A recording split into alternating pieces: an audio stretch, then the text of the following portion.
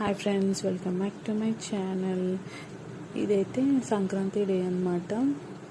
భోగి రోజు అలా నేరేడుపళ్ళు వేస్తారు కదా, అలా వేస్తామన్నమాట.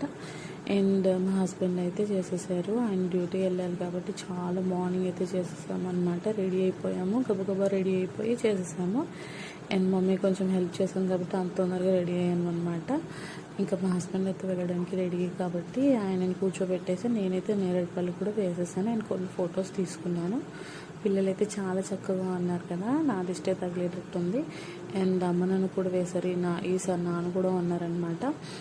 అండ్ వాళ్ళు కూడా భోగి పనులు వేసేసారు.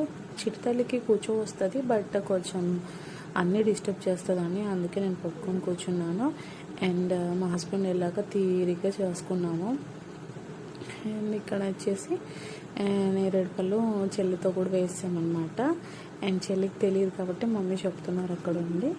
అండ్ చిత్తల్లి కూడా వేసేసారి. ఆ ఫ్లవర్ తర్వాత తీసుకొచ్చి పెట్టామన్నమాట. మర్చిపోయాను, మార్నింగ్ చెప్పాను కదా. మా హస్బెండ్ అయితే వెళ్ళారు కాబట్టి చాలా గబగబా చేసేసాను కాబట్టి మర్చిపోయాను.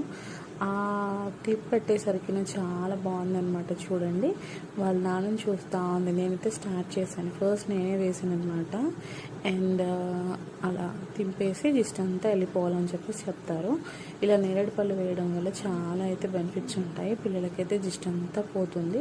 అండ్ చాలా చక్కగా ఉంటారు సంవత్సరం అంతా అని చెప్పేసి పెద్దవాళ్ళు ఇలా చేస్తారంట అయితే. And please subscribe my channel అండి. Like, share, comment.